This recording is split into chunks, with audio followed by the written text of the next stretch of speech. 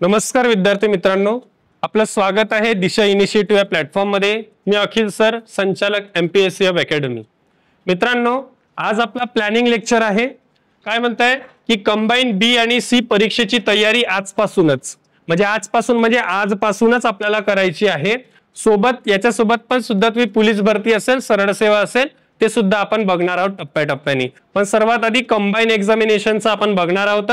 ठीक आहे, तर कंबाईन बी आणि सी परीक्षेची तयारी आजपासून कशी करायची तर ते आपण डिटेल सगळ्या गोष्टी इथं बघणार आहोत।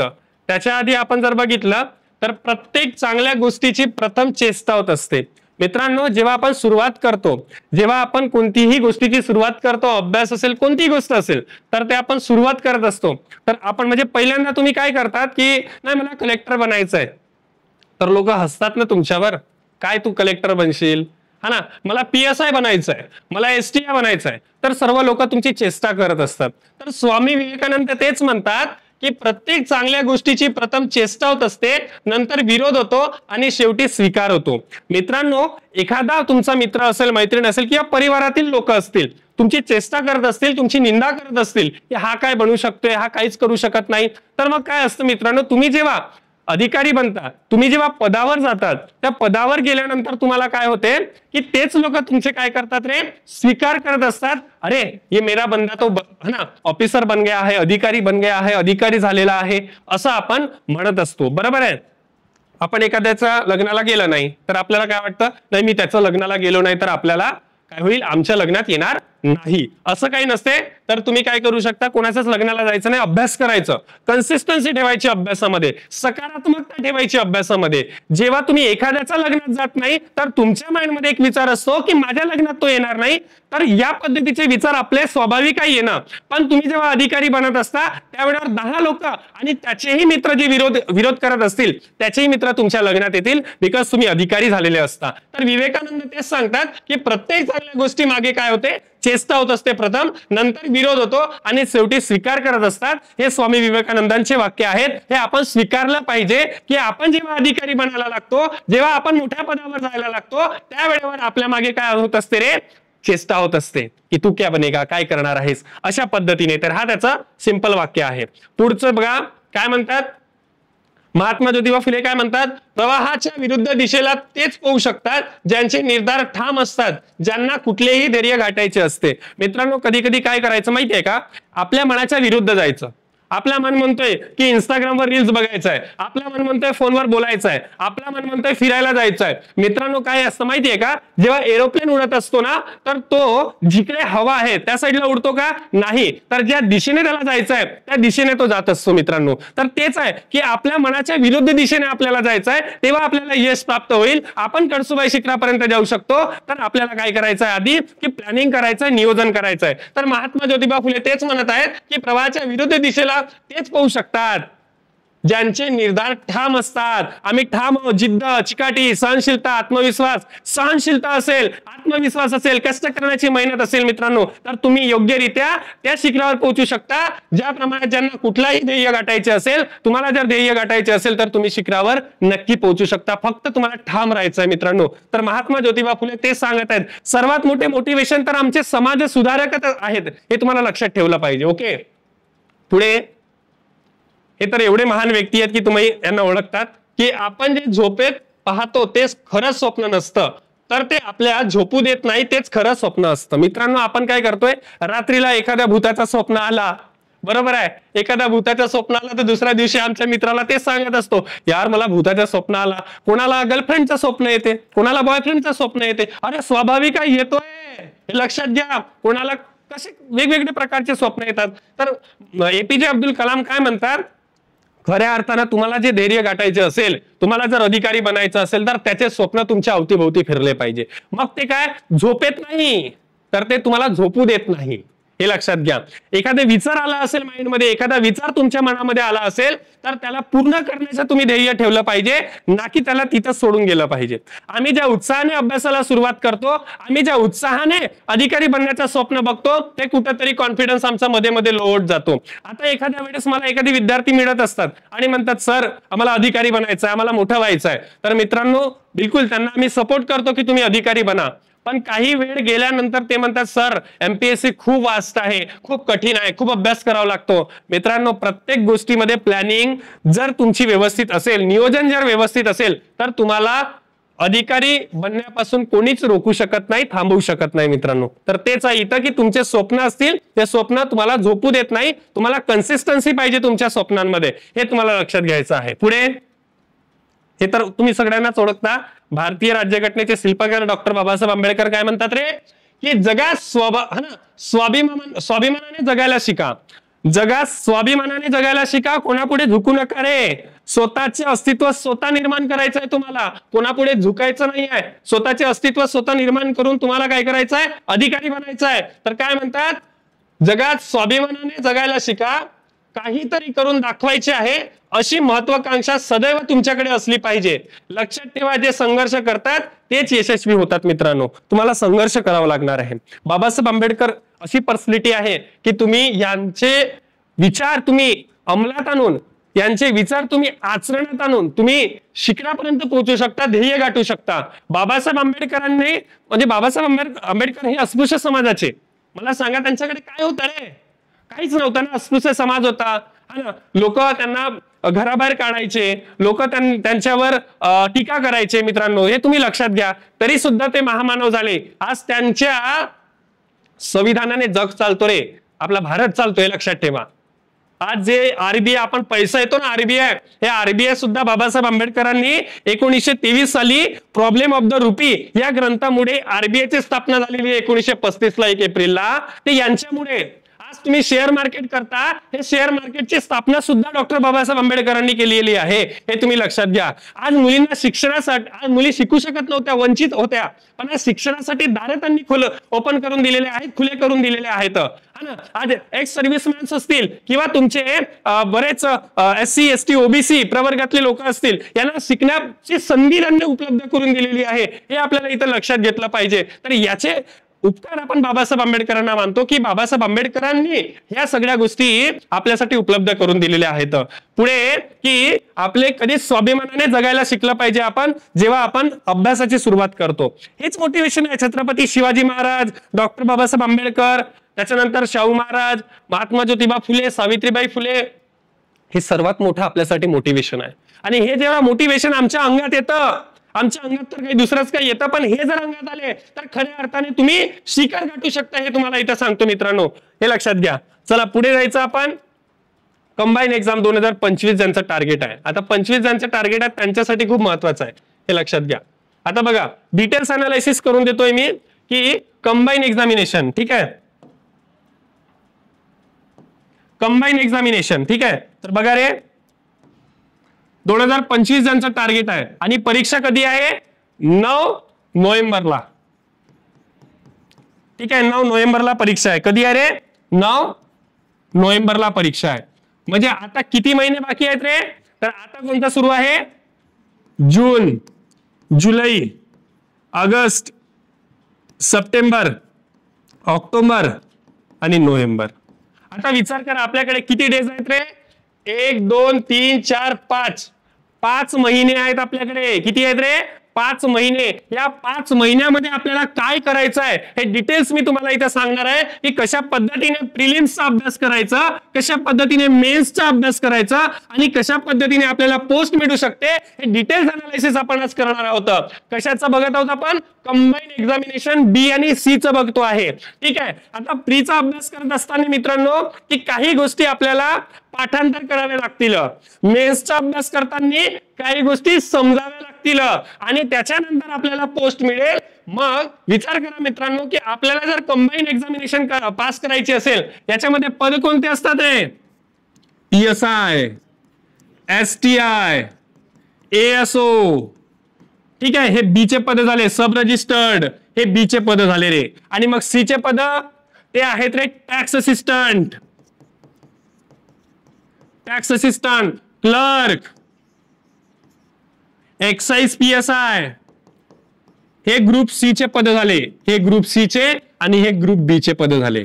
मित्रांनो हे मोठे पद आहेत, ठीक आहे, अधिकारी पद आहेत, हे तुम्हाला लक्षात ठेवायचं आहे. मग हे पास म्हणजे हे पोस्ट मिळवताना आपल्याला या 3 फेज मधून जावं लागतं, प्रिलिम्स मेन्स या 2 फेज मधून जावं लागतं. आणि PSI हे एकमेव असं पद आहे ज्याला ग्राउंड लागतं प्लस इंटरव्ह्यू लागतं.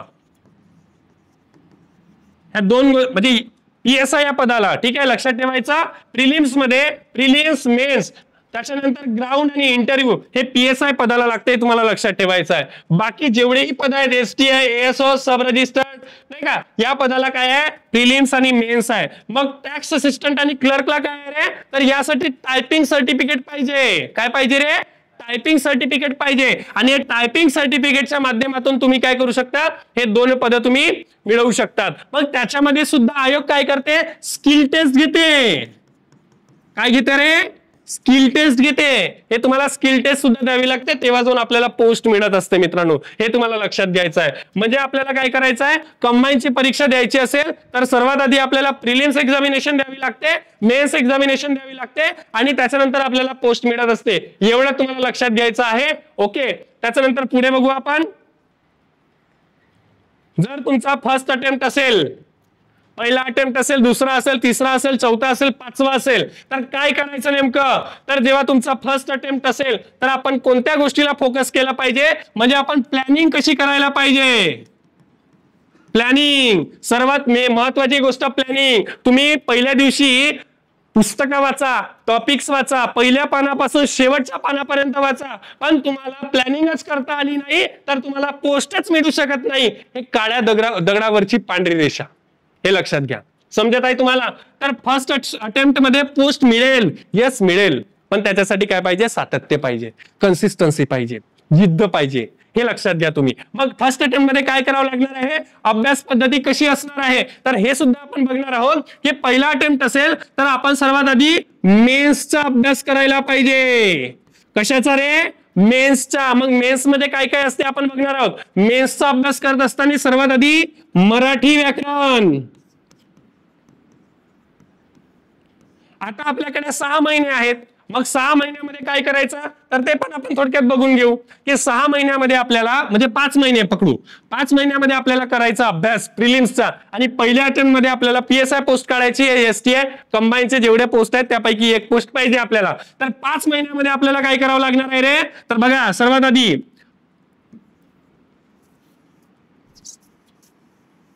आधी काय करायचं, तुम्हाला मेन्सचा अभ्यास करायचा आहे.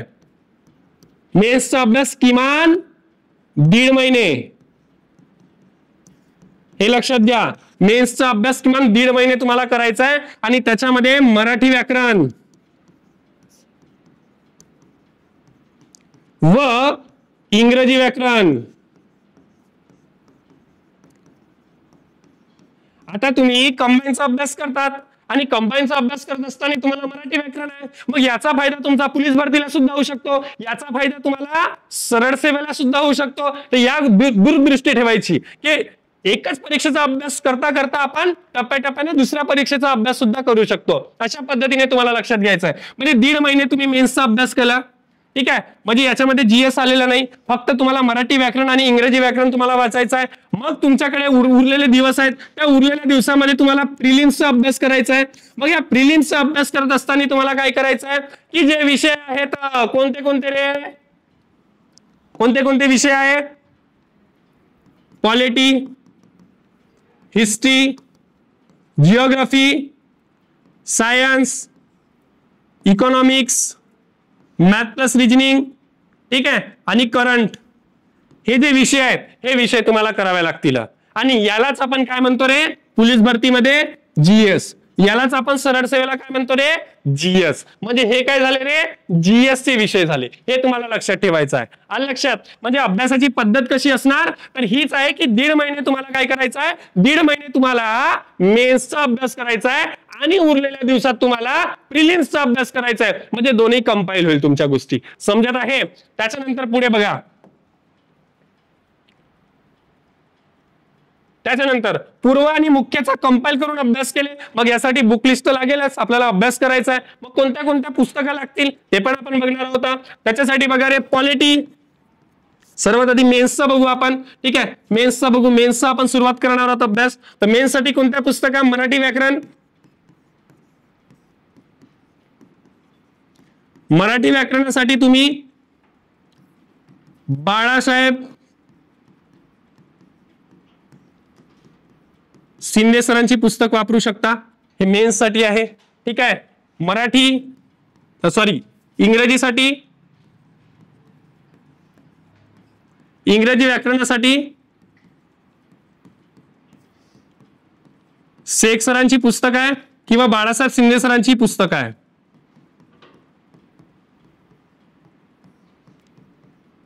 बाळासाहेब शिंदे सरांची पुस्तक आहे, ठीक आहे. हे दोन गोष्टी तुम्हाला मेन्सला लागतील. मग या मेन्सला किती मार्काला? 100 मार्काला मराठी व्याकरण असते आणि इंग्रजी व्याकरण हे 100 मार्काला असते. म्हणजे एकूण 200 मार्काला तुमचा मेन्सचे पेपर होत असते. पेपर 2 म्हणतो आपण, पेपर 1 म्हणतो आपण याला, ठीक आहे. मुख्य परीक्षेचा पेपर 1 मराठी व्याकरण 100 मार्काला, इंग्रजी व्याकरण 100 मार्काला, एकूण 200 मार्काला, ठीक आहे. आणि जीएस असतो तो 200 मार्काला, म्हणजे एकूण 400 मार्काला मेन्स असतं. हे तुम्हाला लक्षात घ्यायचं आहे. आल समजलं का? बुक लिस्ट मध्ये आता बघूया आपण प्रिलिम्सची बुक लिस्ट. आता आपल्याकडे खूप कमी वेळ आहे, 5 महिने आहेत. 5 महिन्यामध्ये आपल्याला कव्हर करायचं आहे. मग पुस्तकं वाचावे लागतील. ते कोणत्या पुस्तक आहेत बघा रे. एक आहे पॉलिटी, पॉलिटीसाठी रंजन कोडंबे सरांची पुस्तक आहे, माहितीये का? दुसरा आहे इतिहास, इतिहासासाठी समाधान महाजन सरांची पुस्तक आहे किंवा गाठाळाही आहे, ओके. तिसरा आहे अर्थशास्त्र, अर्थशास्त्रासाठी किरण देसले सरांची पुस्तक आहे, ठीक आहे. त्याच्यानंतर भूगोल, भारत आणि महाराष्ट्र, भारत व महाराष्ट्र,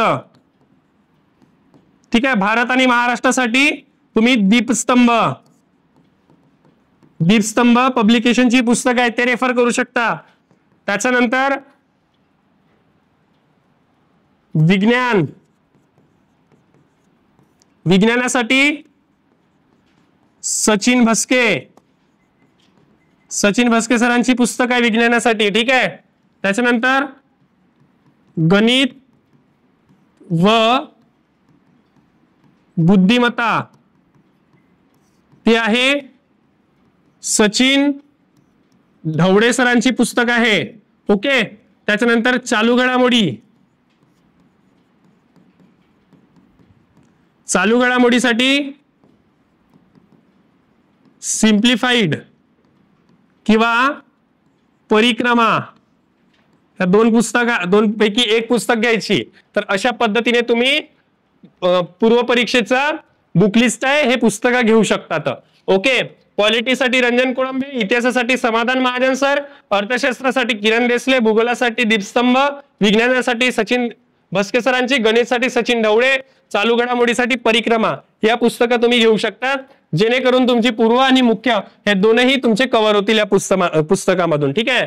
पुढे अभ्यासाची पद्धत कशी असली पाहिजे रे, ठीक आहे. मग ते परीक्षा कोणतीही असो, कंबाईन असो, राज्यसेवा असो, यूपीएससी असो, एमपीएससी असो, पोलीस भरती असो, सरळ सेवा असो, कोणतीही परीक्षा असो, त्याची एक आपली परीक्षा अभ्यास पद्धती असली पाहिजे, परीक्षा पद्धती असली पाहिजे.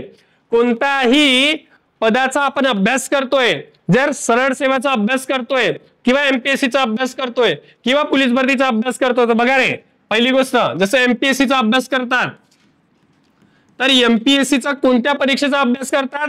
राज्यसेवा की कंबाईन? मग काय करायचं? राज्यसेवा असेल तर राज्यसेवेचे पीवायक्यू बघायचे, कंबाईन करताय तर कंबाईनचे पीवायक्यू बघायचे, पोलीस भरती करताय तर पोलीस भरतीचे पीवायक्यू करायचे, आणि सरळ सेवा करताय तर सरळ सेवेचे पीवायक्यू बघायचे.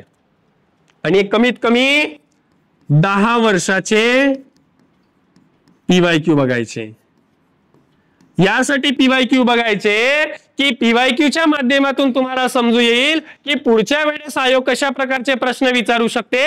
आणि बऱ्याचदा प्रश्न रिपीटेशन होत असते. म्हणजे तुमचे काय होईल, पाठांतरही होईल, रिव्हिजनही होईल आणि तुमची इन्फॉर्मेटिव्ह माहिती सुद्धा तुमच्याकडे गोळा होईल. अशा पद्धतीने तुम्ही लक्षात ठेवू शकता. म्हणून PYQ खूप इम्पॉर्टंट आहेत, हे तुम्हाला लक्षात घ्यायचं आहे.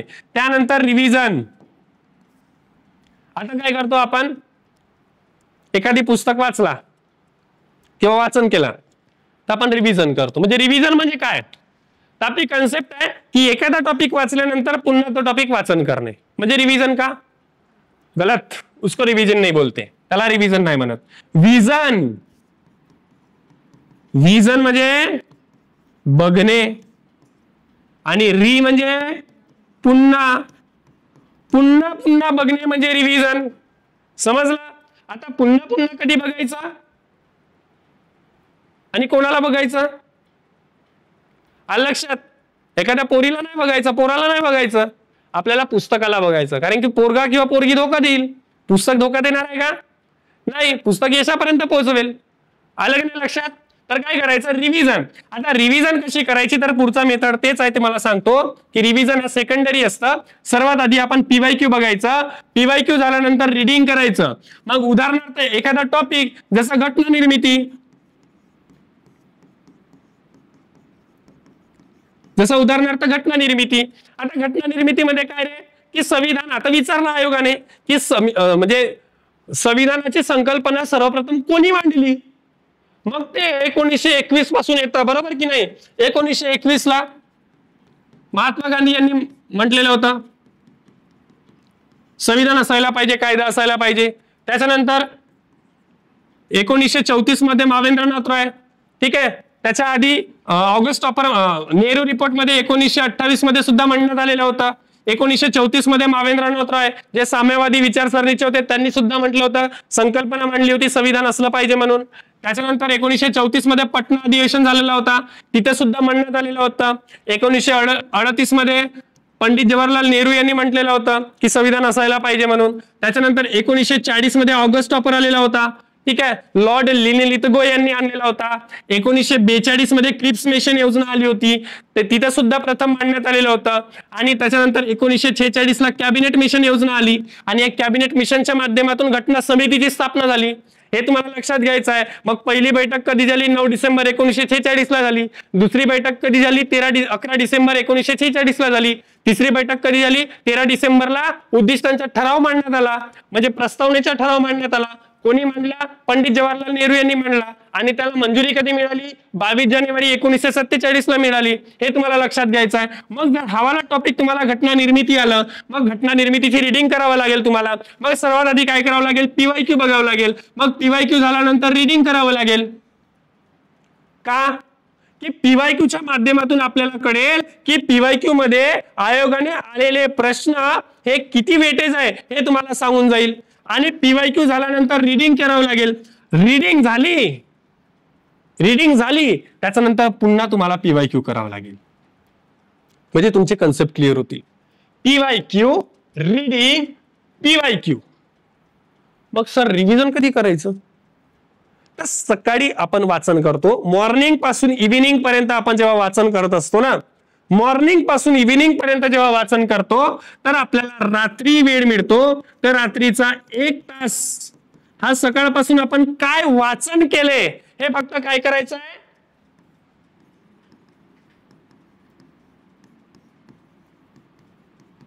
बघायचं आहे. समजत आहे, अरे समजत आहे का. आपण PYQ केले, PYQ नंतर रिडिंग केलं, रिडिंग करून पुन्हा PYQ केलं, त्याच्यानंतर रात्रीला रिव्हिजन केलं, म्हणजेच बघणे. पुन्हा पुन्हा बघायचं आपल्याला, तर रिव्हिजन. मग सर हे नोट्स कधी वाचायचे, हाही प्रश्न आहे. तर मित्रांनो, परीक्षेला किमान 1 ते 1.5 महिना असेल त्या वेळेवर नोट्स वापरायचे. आतापासून नोट्स वापरू नये, घातक आहे. तुम्हाला कन्सेप्टच क्लिअर नसतील, तुम्हाला सगळ्या गोष्टी पाठच नसतील. आणि नोट्स मध्ये काय असते, तुटक माहिती असते, डायरेक्ट नसते, बरोबर की नाही. तुटक माहिती असते नोट्सला. नोट्स जर असते तर मग पुस्तकांची काय गरज असती. पुस्तकं पहिले वाचायचं म्हणजे रिडिंग करायचं, रिडिंग नंतर पीवायक्यू करायचे, पीवायक्यू नंतर रिव्हिजन करायचं आणि तुमच्या परीक्षेला 1 ते 1.5 महिना बाकी असेल त्यावेळेवर तुम्ही नोट्स रेफर करायचे, पुस्तकं वाचन करायचे नाही. 200 पानांची पुस्तक तुम्ही कधीपर्यंत वाचन करणार आहात, मग त्याऐवजी नोट्स वाचन कराल ना 1-1.5 महिन्यात, म्हणजे कसं 2 तासात आपला कंप्लीट होईल हे तुम्हाला बघायचं आहे. आणि हे सगळं झालं त्याच्यानंतर तुम्हाला टेस्ट द्यायची आहे. आताच तुम्ही टेस्ट दिले तर तुम्हाला मार्क्स किती पडतील? 0. पण या जेव्हा सिच्युएशनने जेव्हा तुम्ही रेग्युलर पद्धतीने गेले तर तुम्हाला टेस्टमध्ये पण तेवढेच मार्क मिळतील आणि टेस्टमध्ये जर चांगले मार्क येत असतील तर तुम्ही पोस्टच्या जवळ आहात, तुम्ही पदाच्या जवळ आहात, हे तुम्हाला लक्षात घ्यायचं आहे. हा फॉर्म्युला तुम्हाला जर आला तर या फॉर्म्युलाने तुम्ही जर समोर गेले तर तुम्हाला पोस्ट पासून कोणीच रोखू शकत नाही. समजत आहे? हे प्लॅनिंग आहे, या प्लॅनिंगने तुम्हाला अभ्यास करावा लागणार आहे. मित्रांनो तुम्हाला सांगतो, लोक म्हणतात 10-10, 15-15, 20-20 तास अभ्यास करायचं, काही गरज नसते रे 10-10, 20-20 तास अभ्यास करण्याची. तुम्हाला सांगतो मात्र तुम्ही दिवसातून 6 तास जरी अभ्यास केले किंवा 7 तास जरी अभ्यास केले सफिशियंट आहे. मग 18 तास अभ्यास करणाऱ्याला कधी कधी पोस्ट मिळत नाही, मग 6 ते 7 तास अभ्यास करणाऱ्याला कधी कधी पोस्ट मिळून जाते. बरोबर आहे ना? मग 12-12, 15-15 तास अभ्यास करतात, 12-12, 15-15 तास आपण वाचन करतो, मग तर अभ्यासिकेमध्ये टॉपर तर तेच असायला पाहिजे. आपण अभ्यासिकेमध्ये बसतो, कोण की ते 15-15, 12-12 तास अभ्यास करतात. जर असं होत असेल तर प्रत्येकाच्या घरी लालबत्तीची गाडी असायला पाहिजे. मग प्रत्येकाच्या घरी लालबत्ती का नाही? तर त्याचं कारण हाच आहे की प्रॉपर प्लॅनिंग. जर प्लॅनिंग असली तर तुम्ही 100% यशापर्यंत पोहोचू शकता. जे लोक तुम्हाला पोस्ट होल्डर दिसतात, जे पदापर्यंत जातात, ते अशी प्लॅनिंग करत असतात. हे तुम्हाला लक्षात घ्यायचं आहे. हा व्हिडिओ पडल्यानंतर तुम्ही हे बघा पुन्हा पुन्हा की सरांनी काय सांगितलं. हे आमचे एक्सपिरियन्स आहेत, हे आमचे अनुभव आहेत, हे अनुभवाचे आम्ही तुम्हाला शेअर करतो आहेत. ठीक आहे, तर अशा पद्धतीने लक्षात ठेवू शकतात.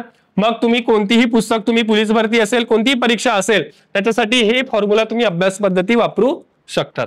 पुढे बघा, मुख्य परीक्षेचा अभ्यास. ठीक आहे, आता बघा मुख्य परीक्षेचा अभ्यास मध्ये काय आपण मगाशी शिकलेलं ना, एमपीएससी मध्ये मुख्य परीक्षा असते आणि ते एमपीएससी मध्ये मुख्य परीक्षेचा अभ्यास कसा करायचा, तर ते बघा मराठी व्याकरण. ठीक आहे, मराठी व्याकरण करायचं आपल्याला, इंग्रजी व्याकरण करायचं आणि जीएस करायचं आहे. आता बघा रे, जर इथं मुख्य परीक्षा एमपीएससी बद्दल सांगितलेलं आहे तर सेम सरळ सेवा आणि पोलीस भरती बद्दलही तेच लागू होईल की तुम्हाला मराठी व्याकरण करायचं आहे आणि जीएस करायचं आहे. इंग्रजी तर पोलीस भरतीला नसतोच, लक्षात. तर तुम्हाला जर एमपीएससी करायचं असेल तर मुख्य परीक्षेचा अभ्यास करायचा असेल तर मराठीचा चांगला अभ्यास पाहिजे आणि जीएसचा चांगला अभ्यास पाहिजे, तर आणि तर तुम्हाला पोस्ट मिळू शकतं. आता बघा मराठीचा अभ्यास करत असताना काय करायचं आहे की बघा रे, मराठीचा अभ्यास करत असताना ठळक मुद्दे लक्षात घ्यायचे. कोणते मुद्दे रे? ठळक. तुम्हाला आंबेगावे सर तर सगळ्या गोष्टी सांगतीलच. ठीक आहे, तर ठळक मुद्दे लक्षात घ्यायचे, आयएमपी टॉपिक्स लक्षात घ्यायचे आणि त्यानुसार वाचायचं. मग हे आयएमपी टॉपिक्स कुठून लक्षात येतील? तेच पीवायक्यू. समजत आहे? आयएमपी टॉपिक्स किंवा लक्षात येतील पीवायक्यूच्या माध्यमातून. आणि पीवायक्यू एकदा लक्षात आलं की तुम्हाला समजेल नाही संधीवर प्रश्न आहे, हो संधी करा. समजत आहे? नामावर प्रश्न आहे, नाम करा. आणि तेच आहे की आयोग ज्या 10 वर्षाचे प्रश्नपत्रिका तुम्हाला दाखवते तर तेच तुम्हाला समजेल की पीवायक्यूच्या माध्यमातून की कोणत्या टॉपिकवर प्रश्न आलेले आहेत. जसं इंग्रजी, आता इंग्रजी तर तुम्हाला नाही आहे, पण इंग्रजीमध्ये तुम्हाला ओकॅबवर प्रश्न असतो, ओकॅब्युलरीवर.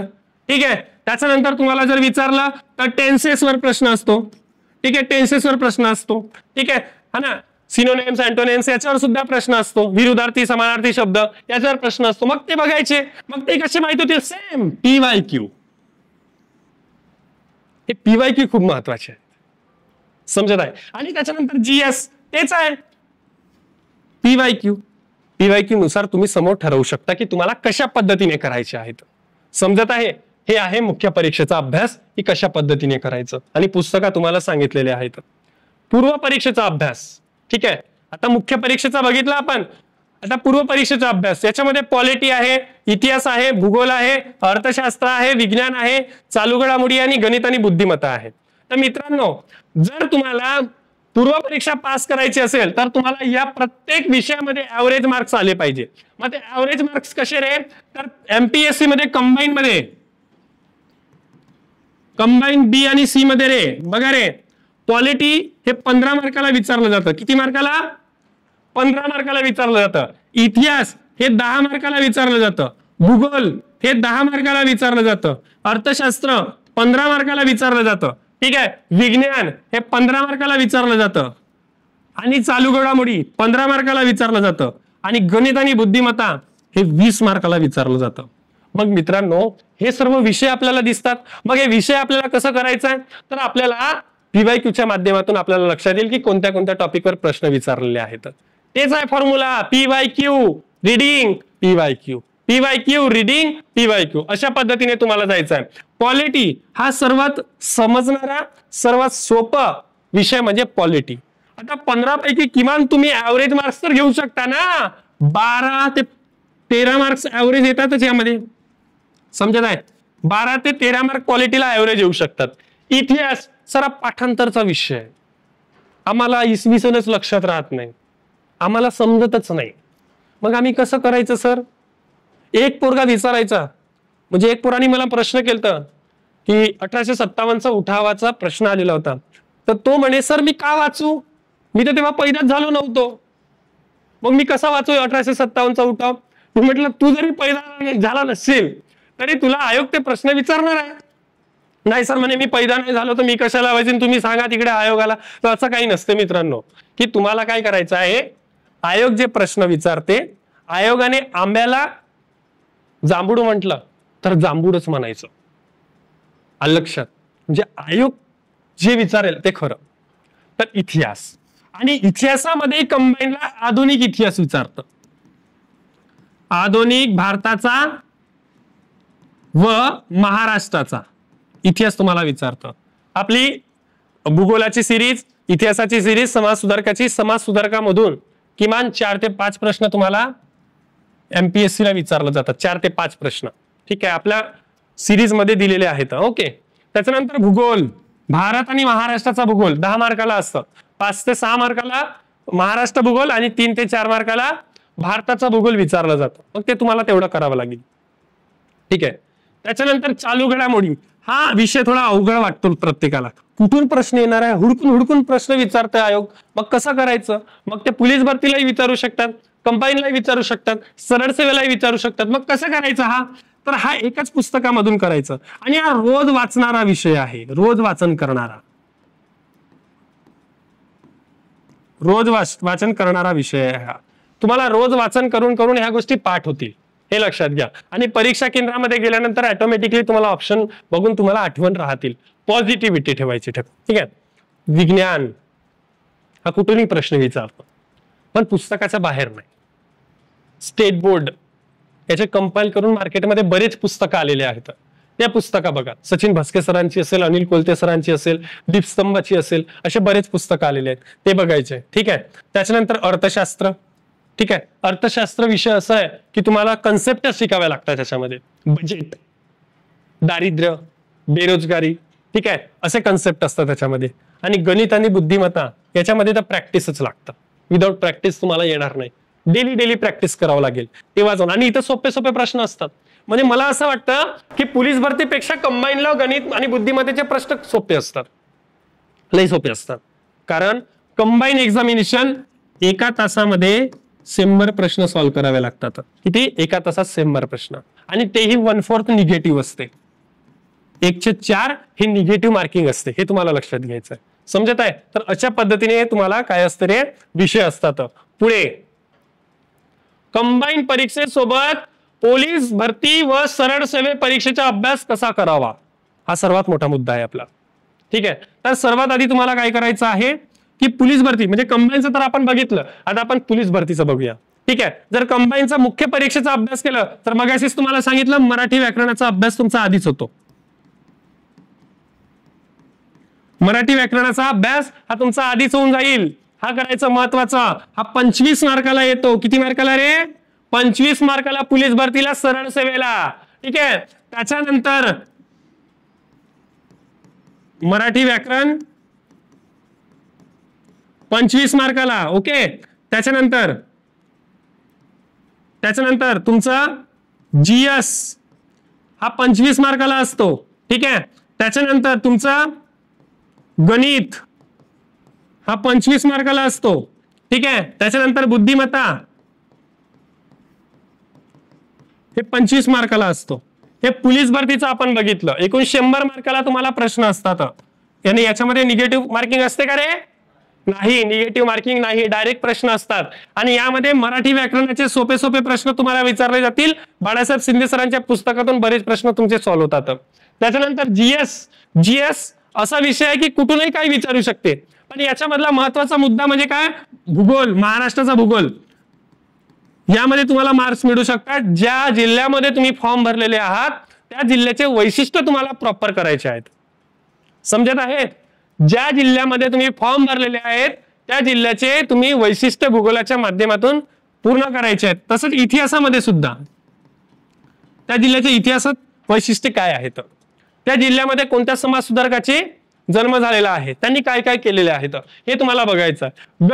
गणितामध्ये तुम्हाला करावंच लागेल प्रॅक्टिस. ठीक आहे, 25 मार्काला. बुद्धिमत्ता 25 मार्काला. पण कधी कधी काय करतो माहितीये का, मुंबई सारख्या शहरामध्ये, मुंबई पोलिसामध्ये जीएस ला जास्त प्रश्न विचारलेले, म्हणजे इकडे मग कमी करतात आणि जीएस ला मग 25च्या ऐवजी इकडे 35 करून देतात. कधी कधी 40 पर्यंत जातात. हे तुम्हाला लक्षात ठेवायचं. समजा याच्यामध्ये बदल होऊ शकतो. मग जर सरळ सेवेचा विचार केला तर सेम पॅटर्न आहे, पण त्याच्यामध्ये काय आहे रे की 25 मार्काला मराठी व्याकरण, 25 मार्काला इंग्रजी व्याकरण, 25 मार्काला जीएस आणि 25 मार्काला मॅथ आणि रिजनिंग, गणित आणि बुद्धिमत्ता. अशा पद्धतीने इथं बेरीज लावलं जातं. याची बेरीज वेगळी, याची बेरीज वेगळी आणि कंबाईनची बेरीज वेगळी. समजत आहे? समजत आहे का? बघा रे, परीक्षा प्रश्न सारखेच असतात पण विचारण्याची पद्धत हे वेगळी असते. प्रत्येक परीक्षेची डिमांड ही वेगळी असते, हे लक्षात घ्या, सारखी नसते. समजत आहे का? मी मागे पण सांगितलेलं होतं तुम्हाला की बघा, उदाहरणार्थ की पोलीस भरतीला प्रश्न कसा येईल, पोलीस भरतीला प्रश्न कसा येईल बघा. फॅक्च्युअल प्रश्न असते तर पाठांतर पाहिजे. इथं विचारेल की सत्यशोधक समाजाची स्थापना कधी झाली? 24 सप्टेंबर 1873 रोजी. ठीक आहे, ही झाली पोलीस भरतीला डायरेक्ट सत्यशोधक समाजाची स्थापना विचारलेला आहे. आलं लक्षात? मग कंबाईनला कसं विचारेल? कंबाईनला कसं विचारेल की सत्यशोधक समाजाची जे स्थापना झाली त्यावेळेस सहकारी कोण होते, मग सहकाऱ्यांवर प्रश्न. हा झाला कंबाईनचा प्रश्न. ओके, त्याच्यानंतर तुम्हाला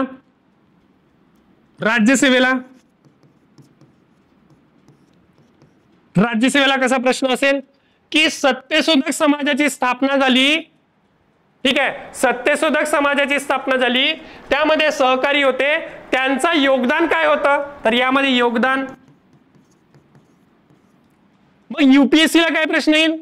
मग युपीएससीला प्रश्न असा येईल की सत्यशोधक समाजाचे वैशिष्ट्ये सांगा. इथं वैशिष्ट्यांवर प्रश्न येईल. म्हणजे समाज एकच, स्थापना एकाच वेळी, पण विचारण्याची पद्धत बघा वेगवेगळी आहे. समजत आहे? म्हणजे पोलीस भरतीला डायरेक्ट प्रश्न, कंबाईनला थोडं फिरवलेलं आहे, राज्यसेवेला अजून डीप गेलेला आहे आणि युपीएससीला वैशिष्ट्यांवर आलेला आहे. म्हणजे अशा पद्धतीने तुम्हाला अभ्यास करायचा. म्हणजे तुम्हाला जर पोलीस भरतीच टार्गेट असेल तर तुम्हाला फॅक्च्युअल गोष्टीच तुम्हाला करावे लागतील, पाठच करावे लागतील, पाठांतर शिवाय गत्यंतर नाही. कारण तुम्हाला इकडे जर कन्सेप्ट शिकायला गेले तर इकडे तुमचा भसकून जाल तुम्ही. समजत आहे का? पण ज्या वेळेवर तुम्ही कंबाईनचा अभ्यास करता त्या वेळेवर तुम्ही कन्सेप्ट पण शिकता, सोबत तुम्ही फॅक्च्युअल डाटा पण शिकता आणि सोबत तुम्हाला रिझल्ट पण मिळतो. हे लक्षात घ्या. समजत आहे? अशा पद्धतीने तुम्ही कंबाईन परीक्षेच्या सोबत पोलीस भरतीच्या सरळ सेवेचा परीक्षा सुद्धा अभ्यास करू शकता. सर्वात मोठा रोल आहे तुमचा अभ्यासक्रम बघायचा आधी. अभ्यासक्रम, अभ्यासक्रमानंतर पीवायक्यू, पीवायक्यू नंतर टॉपिक रिडिंग, आणि टॉपिक रिडिंग नंतर पुन्हा पीवायक्यू, आणि पीवायक्यू नंतर एमसीक्यू म्हणजे टेस्ट. म्हणजे टेस्ट मध्ये तुम्हाला समजेल की मी किती पाण्यात आहे, मी किती समुद्रात आहे. अशा पद्धतीने तुम्ही लक्षात ठेवू शकता. समजलं का रे? बघा, अभ्यास करताना कोणत्या गोष्टी टाळायच्या हा सर्वात मोठा मुद्दा आहे. की आम्ही अभ्यास करतोय, आम्ही दिवस रात्र अभ्यास करून राहिला, पण कोणत्या गोष्टी टाळलं पाहिजे, कोणत्या गोष्टी फोकस केले पाहिजे हे तुम्हाला लक्षात घ्यायचं आहे. समजत आहे का? तर बघा, अभ्यास करताना कोणत्या गोष्टी टाळायच्या मित्रांनो. तर सर्वात आधी तुम्हाला सांगतो, मोबाईलचा वापर हा कमी करायचा. बंद नाही म्हटलेला आहे मी, कमी करायचा. दिवसातून तुमच्या कामामध्ये जेवढा वेळ लागतो, म्हणजे जेवढं काम तुमचा मोबाईलच्या माध्यमातून होतो, तेवढाच वेळ तुम्हाला मोबाईलला द्यायचा आहे. हे रिअलिटी आहे मित्रांनो, हे तुम्ही लक्षात घ्या. आज तुम्ही दिल्ली सारख्या शहरात गेले तर तुम्हाला मोबाईलचा कमी वापर करताना दिसतील आणि लॅपटॉपचा जास्त वापर करताना दिसतील. मोबाईल रूमवर ठेवतात आणि अभ्यासिकेमध्ये लॅपटॉप घेऊन जातात, कारण की त्यांना डिस्टर्बन्स नाही. कारण की भारतातली सर्वात टफेस्ट एक्झाम म्हणजे युपीएससी, आणि कालच युपीएससीचा निकाल लागलेला आहे पूर्व परीक्षेचा. आलं लक्षात? तिथून अधिकारी घडते मित्रांनो. तसं एमपीएससी हे स्टेट लेवलची परीक्षा आहे, जिथून स्टेट लेवलचे अधिकारी घडतात. तुम्हालाही जर अधिकारी बनायचं असेल तर तुम्हाला मी आधीच सांगितलेलं आहे की प्रॉपर तुम्हाला मार्गदर्शक असेल, प्रॉपर तुम्हाला सांगणारा मेंटर असेल, तर तुम्हाला अधिकारी बनण्यापासून कोणी रोखू शकत नाही. तर बघा, मोबाईलचा वापर हा टाळायचा आहे, तुम्हाला कमी करायचा आहे. आलं का लक्षात? त्याच्यानंतर पुढे बघा रे, की तुम्हाला मित्रता ही कमी ठेवायची आहे. मोजकी हा सर्वात मोठा फॅक्ट आहे. नाहीतर नागपूरवरून भंडाऱ्यावरून पुण्याला पोरगा गेला किंवा पोरगी गेली तर मोठ्या मोठ्या बिल्डिंगा दिसतात. वाव, किती मोठी बिल्डिंग आहे. मग वेगवेगळे लोक दिसतात. अरे, असं पण असते. मग दिसते काय, शनिवार वाडा, सिंहगड किल्ला, बरोबर ना? मग आम्ही एबीसी चौकात जातो, पुस्तकाचा भंडार दिसतो. समजत आहे? मग आम्ही कुठे जातो? नवीन नवीन मॉल मध्ये जातो. मग तिथं चकाकणारे लोक दिसतात, मग वेगवेगळ्या रंगाचे कपडे दिसतात, हा ना? मित्रांनो, ते आकर्षित करतात. मग तिथं जाऊन आपल्याला काय करायचं आहे? मित्रता कमी करायची आहे, आणि आपण ज्या गोष्टीला गेलेले आहोत त्या गोष्टीलाच आपण प्राधान्य दिलं पाहिजे. जेव्हा मी पुण्यामध्ये होतो त्यावेळेवर मी अजून 2.5 ते 3 वर्ष मी पुण्यामध्ये होतो. तर 2.5 ते 3 वर्ष मी अजूनही पुणे संपूर्ण बघितलं नव्हतं. मला फक्त गांजवे चौक माहिती होतं. मी ज्या चौकात राहायचो, गांजवे चौक, गांजवेवाडी, आणि अभ्यासिका आणि मेस, बस इथपर्यंत माझा संबंध असायचा. पुण्यामध्ये कुठे? पुण्यामध्ये गांजवे चौकामध्ये अभ्यासिका, रूम, लायब्ररी. म्हणजे अभ्यासिका, रूम आणि मेस, एवढंच माझा संबंध. त्याचा पलीकडे माझा संबंध नाही. असं संपूर्ण झोकून द्यायचं रे, संपूर्ण झोकून द्यायचं स्वतःला, की नाही मेरे को बनना है, बनना है, बनना है, मेरे को करना है, करना है, करना है. ज्या वेळेवर तुम्ही स्वतःला ठामपणे सांगाल ना की मला करायचं आहे, तुमचे आई वडील तुम्हाला जेव्हा पाठवतात बाहेर गावी तर त्यांच्या अपेक्षा असतात, रे आम्ही खूप मोठ्या घरचे नाही, आम्ही शेतकरी, कष्टकरी, हा ना, मजुरांचे पोरं रे. तर आपल्याला तसं करावं लागणार, कष्ट करावं लागेल. मग ते कष्ट केल्याशिवाय आपल्याला पर्याय नसतो. एक वय झाली, 21, 22, 23, 24, 25वी ओलांडली की बाहेरचे सोडा, घरचेच म्हणतात कधी जॉबवर लागणार आहे. बरोबर आहे की चूक आहे? बाहेरचे सोडूनच द्या, घरचेच म्हणतात. आता कामधंद्याला लागणं दे, काय करशील आता? कामधंद्याला लागणं ग, काय करशील आता? हे रिअलिटी आहे. आणि 25वी ओलांडली तर पोरींच्या आयुष्यात नवीन अडथळा सुरू होतो, लग्नाचा. हे सत्यता आहे. आणि मुलांच्या वर आई वडिलांची जबाबदारी वाढते, आणि कुठेतरी मग या मोठ्या मोठ्या अधिकारी बनण्यापासून ते वंचित राहतात आणि कुठेतरी पुण्यामध्ये MIDC ला जाऊन अभ्यास करतात आणि तिथे जॉब करतात आणि छोटी मोठी नोकरी करतात. मित्रांनो, तुमच्याकडे संधी आहे तर संधीचं सोनं करा. वयाच्या 21, 22, 23 या वयामध्ये तुम्ही अधिकारी बनू शकतात. लक्षात घ्या, अधिकारी वयाच्या 23व्या वर्षी, वयाच्या 23व्या वर्षी IPS ऑफिसर बनले. माझे एक फ्रेंड आहेत, ते IPS ऑफिसर बनले वयाच्या 23व्या वर्षी. पण त्या 23व्या वर्षी बनले, पण यांचा संघर्ष कधीपासून होता रे? 11वी 12वी पासून होता. आणि आम्ही काय म्हणतो, सर एका वर्षात मी अधिकारी बनेल का?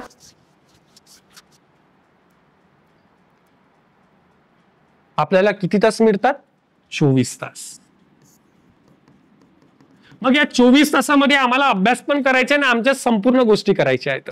नाही नाही नाही, हे अधिकारी बनले यांना 27 ते 28 तास मिळाले का? नाही, जरा त्यांनी देवानी जरा जास्तच दिलं, असं आहे का? नाही ना, मग त्यांनाही 24च दिले ना, आम्हालाही 24च आहेत. मग जे आम्ही महापुरुष बघितले ज्यांनी एवढं मोठं कार्य केलंय त्यांना पण 24च तास मिळाले ना. नाही, त्यांना जरा जास्त मिळालेत का? नाही, त्यांना जरा जास्त ब्रेन दिलं. असं काही आहे का? असं काहीच नाही आहे. वेळेचे नियोजन, टाइम मॅनेजमेंट. आम्ही अभ्यासाला किती वेळ दिला पाहिजे तर ते पण आपण बघूया की अभ्यास करत असताना अभ्यासाला किती वेळ दिला पाहिजे. तर कमीत कमी 6 ते 7 तास तुम्ही अभ्यास केला पाहिजे.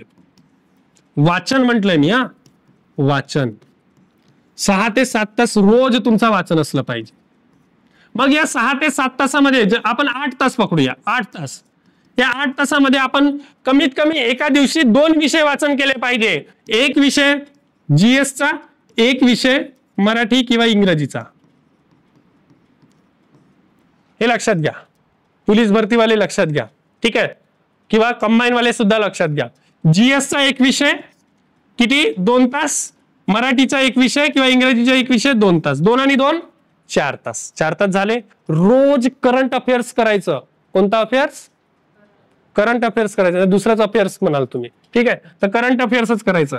तर हे करंट अफेअर्स 1 तास रोज करायचं. रोज 1 तास करंट अफेअर करायचं, ठीक आहे. आणि रोज गणित आणि बुद्धिमत्तेची प्रॅक्टिस व बुद्धिमत्ता रोज किती तास? 2 तास. किती तास झाले रे? 7 तास झाले. आणि 1 तास उरलेला आहे रिव्हिजन. समजलं? अशा पद्धतीने जर तुम्ही चालले तर तुम्हाला पोस्ट मिळेल. आणि तुम्ही म्हणले नाही मुझे आज GS पढ़ना है, पॉलिटी वाचायचे, दिवसभर पॉलिटी वाचून राहिले, दिवसभर मराठी करून राहिले, दिवसभर इतिहास वाचून राहिले. अरे काही नाही होत. जर माझ्यासारखा मार्गदर्शक व्हायचं असेल किंवा तुम्हाला PhD करायचं असेल तर तुम्ही दिवसभर एकच विषय वाचा. दिवसभर तुम्हाला एकाच विषयाला प्राधान्य द्यायचं आहे. पण तुम्हाला अभ्यासार्थी नाही, तुम्हाला परीक्षार्थी व्हायचं आहे. तुम्हाला परीक्षार्थी व्हायचं आहे. तुम्हाला प्राधान्य परीक्षेला द्यायचं आहे. हे लक्षात घ्या. अभ्यासाला अभ्यासार्थी नाही, परीक्षार्थी. अभ्यासार्थी व्हायचं असेल तर तुम्ही काय करू शकता? प्रोफेसर बनू शकता. आम्ही प्रोफेसर आहोत, तुम्ही प्रोफेसर बना, मग शिकवा इथं येऊन, हा ना. पण तुम्हाला परीक्षार्थी बनायचं, तुम्हाला पोस्ट काढायची आहे. एखादी पोस्ट, जसं सत्यशोधक समाजाची स्थापना कधी 24 सप्टेंबर 1873 रोजी झालेली आहे, बरोबर आहे. तर मला सांगा, अधिकारी झाल्यानंतर तुम्हाला तो अधिकारी विचारणार आहे का की भाऊ 24 सप्टेंबरला सत्यशोधक समाजाची स्थापना झाली होती का? विचारणार आहे? नाही विचारेल भाऊ. नाही नाही, गोदावरी नदीची लांबी 668 आहे, लवकर सांगण्या तुला सस्पेंड करतो, असं काय विचारणार आहे? अरे परीक्षा पुरतं करायचं आहे रे मित्रांनो. फक्त परीक्षा पुरता केले की तिथून परीक्षा झाली की तिथून पुढे तुमच्या अधिकारी जबाबदारी सुरू होतात, अधिकाऱ्यांची जबाबदारी सुरू होतात, मग घर गृहस्थीला जबाबदारी सुरू होतात. हे लक्षात घ्या. परीक्षेपुरतं करायचं फक्त, म्हणून परीक्षार्थी व्हायचं, अभ्यासार्थी नाही. हे लक्षात घ्या. म्हणून परीक्षार्थी म्हटलेलं आहे मी तुम्हाला. परीक्षेपुरता अभ्यास करा, म्हणजे तुम्हाला तुमच्या शिखरापर्यंत पोहोचवण्यासाठी तुम्हाला कोणीच रोखू शकत नाही. मित्रता हे कमी करायची, हे लक्षात घ्या. मित्रतांची कमी ठेवायची. जास्त फोन यूज करायचं नाही, इंस्टाग्राम बघायचे नाहीत, फेसबुक बघायचे नाहीत, व्हॉट्सअपवर जास्त ऑनलाईन राहायचं नाही. तर कारण कसं असतंय की एखाद्या गोष्टीची जर तुम्हाला सवय लागली तर त्याला कमी करता येत नाही, कारण सवय खूप बेकार गोष्ट आहे. मग ते सिगरेटची, दारूची, एखाद्या व्यक्तीची लागू शकते. जर एखाद्या पोरगा जर 30 सिगरेट पियत म्हणजे रोजचा घेत असेल, 30 सिगरेट पितात पुण्यामध्ये, 30 सिगरेट जर ओढत असेल तो रोजचे, आणि त्याला मी गेलं पे कल से 30 सिगरेट नाही पिना, असं होईल का? हा, पण त्याला काय म्हणेल मी, बेटा तू 28 घे. हाँ घेईल. बेटा तो फिर दूसरे दिन 26 ले. हाँ वो कर सकता है, वो धीरे धीरे धीरे धीरे वो कम कर सकता है. और ये एकदम बोलोगे तो नाही. तसंच आहे माइंडचं, माइंड गेम म्हणतो आपण. तसंच आहे तुमच्या मेंदूचं, की तुम्ही तुमच्या मेंदूला सवय लावून ठेवलेली आहे की एखादी गोष्ट करायची असेल तर आम्ही एवढ्या उत्साहाने करतो आणि तसंच रिवर्स येतो. मित्रांनो काय करायचं की एखादी गोष्ट तुमच्या वाईट सवय लागली असेल तुम्हाला एखाद्या व्यक्तीची, मोबाईलची वगैरे, तर हळूहळू सोडायची. एखादा सुटत नाही आणि आपल्याला माहिती आहे 21 दिवसामध्ये सगळ्या गोष्टी सुटतात, हे आपली सायकोलॉजी सांगतं.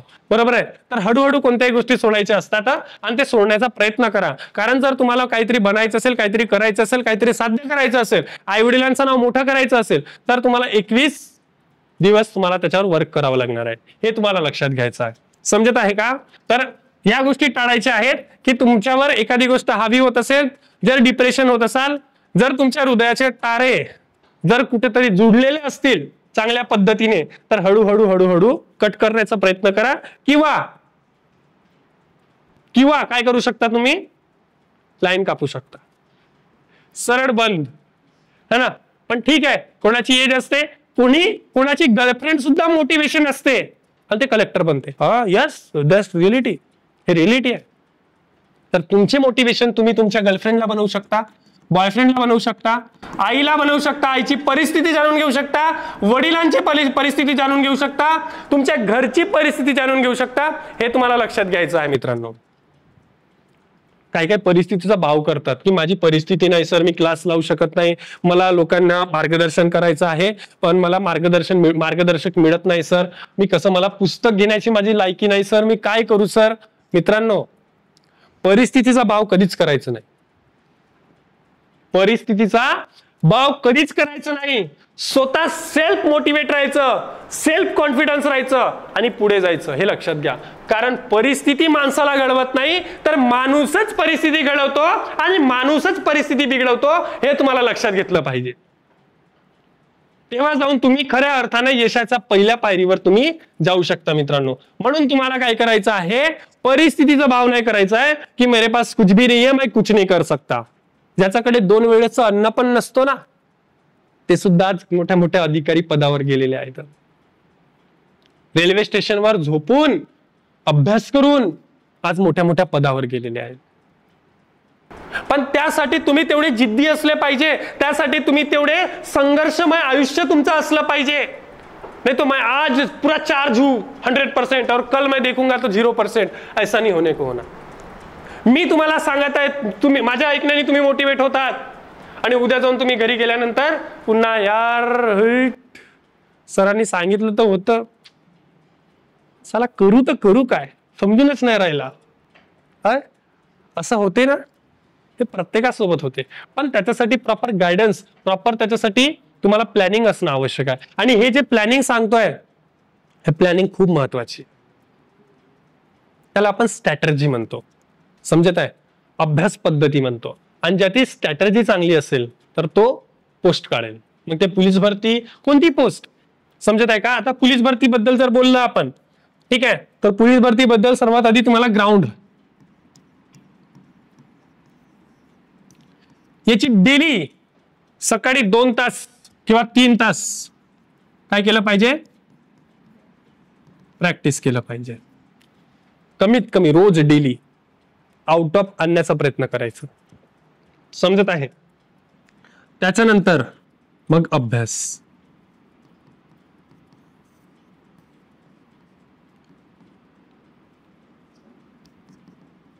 समजत आहे? हे IMP आहे. कारण की ग्राउंड जर निघाला तरच तुम्ही पेपर देऊ शकता. बरोबर ना? तर दोघांना कंपाईल करून ठेवावं लागेल. ग्राउंड जर दिले तर पेपर द्या, ग्राउंड मध्ये नापास झाले तर पेपर देऊ शकत नाही. हे महत्वाचं आहे ना. तर मग याही गोष्टीला तेवढंच प्राधान्य द्यायचं, तेवढं याही गोष्टीला द्यायचं. कारण की जर ग्राउंड तुम्ही पास झाले तर ग्राउंडच्या हार्डली 2 महिन्यामध्ये तुमची लेखी परीक्षा असते, म्हणजे कंबाईनची परीक्षा असते. लक्षात या गोष्टी तुम्हाला लक्षात घ्यायचं आहे. आणि पोलीस भरती करत असताना PYQ बघायचे. हे तुमचे मार्केटमध्ये बऱ्याच पुस्तकं आहेत, ठीक आहे. पुस्तकांचं आता मी नाव नाही घेत, पण बऱ्याच पुस्तकं आहेत जे वेगवेगळ्या पब्लिकेशनचे आहेत. तर तुम्ही ते PYQ तिथून बघू शकतात, कशा पद्धतीने प्रश्न आलेले ते बघू शकतात. किंवा माझी सुद्धा पुस्तक आहे पोलीस भरतीची, ते सुद्धा तुम्ही मागवू शकता. ठीक आहे, लक्षात घ्या. पुढे हा काही नाही आहे, ठीक आहे. तर बघा अशा पद्धतीने तुम्ही काय करू शकता रे, अभ्यास करू शकतात आणि तुम्ही पोस्ट काढू शकतात. बघा महत्वाचं म्हणजे काय रे मित्रांनो, की आपण लहानपणापासून आपल्याला सवय नाही आहे, आपल्या आई वडिलांनी तशी सवय लावून नाही ठेवलेली आहे की आपण कारण आपण शेतकऱ्यांची मुलं, कष्टकऱ्यांची मुलं, आपल्याला ते सवय नाही आहे की आपण रोज नियमितपणे या वेळेवर आपण अभ्यास करू. आता तुम्ही UP बिहारला गेले तर UP बिहारला गेल्यानंतर तिथं काय असतं की लहानपणापासून सवय, बेटा तू 8वी 9वी में ना, चल तू UPSC चा अभ्यास कर, चल तू उद्यापासून क्लासेस लाव UPSC चे. 8वी 9वी पासून UP बिहारचे पोरं कलेक्टर बनताना तुम्हाला का दिसतात, तिकडे जास्त स्कोप का दिसतो की लहानपणापासून ते आपल्या मुलाबाळांना UPSC चे स्वप्न दाखवतात, कलेक्टरचे स्वप्न दाखवतात. आमचा ग्रॅज्युएशन इकडे होऊन जातं आणि आम्ही चपराशाचे स्वप्न पाहतो.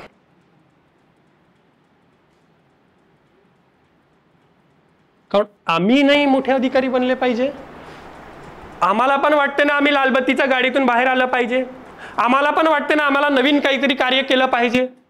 आणि पण ते कधी हा प्रश्न तुमच्या समोर असा क्वेश्चन मार्क पाहिजे की त्या वेळेवर, ज्या वेळेवर तुमचे स्वप्न तुम्ही बघितलेले आहेत आणि ते स्वप्न तुम्हाला झोपू देत नाही, तेव्हा तुमचे स्वप्न पूर्ण होतील. हे आपण बघितलेलं आहे, APJ अब्दुल कलामांनी सांगितलेलं आहे.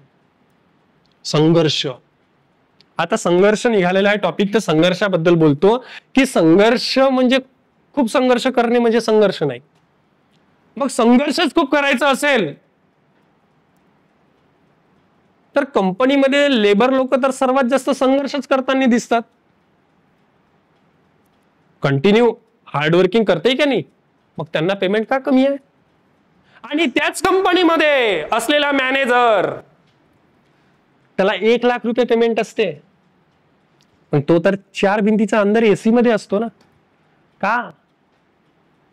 याचा फरक एवढाच आहे की हे जे बाकीचे हार्ड वर्कर आहेत हे फिजिकली स्टेबल आहेत आणि तो मेंटली स्टेबल आहे.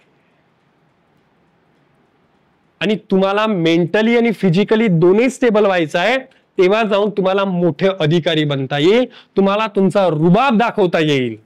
हे तुम्ही लक्षात घेतलं पाहिजे. एक दिवस तुम्ही पण या स्टेजवर येऊन बोलाल अशी शक्ती तुम्ही निर्माण करा. हे शक्ती वरतून येत नाही मित्रांनो, हे स्वतः क्रिएट करावी लागते. जन्मापासून मिळत नाही या गोष्टी, हे तुम्हाला स्वतः डेव्हलप कराव्या लागतात. हे डेव्हलप कधी होतात, जेव्हा तुम्हाला काहीतरी युनिक करायचं असते, जेव्हा मला काहीतरी विचार आलं की मला युनिक करायचं, मला काहीतरी वेगळं करायचं, तेव्हा जाऊन मी इथं आहे. आज दिशा प्रकल्पामध्ये मला बोलवण्यात आलेला आहे मार्गदर्शक म्हणून. म्हणजे भंडारा पोलिसांचं नाव हा वर्त कसं जाऊ शकतो याच्यासाठी आम्ही कार्य करतो आहे. कारण की दिशा प्रकल्पाच्या माध्यमातून आम्हाला विद्यार्थी घडवायचे आहेत, विद्यार्थ्यांपर्यंत आम्हाला योग्य मार्गदर्शन पोहोचवायचं आहे, त्यांना अधिकारी बनवायचं आहे. तो आम्ही काय घेतलेला आहे, निर्धार घेतलेला आहे. हे तुम्ही लक्षात घेतलं पाहिजे. मग तुम्ही इथं काय येतात तुमचा वेळ काढून, तर तुम्हालाही काहीतरी करायचं आहे. इथं सर वेगळे सांगतात, इथं काहीतरी वेगळं आम्हाला नॉलेज मिळते म्हणून तुम्ही इथं येतात. बरोबर आहे.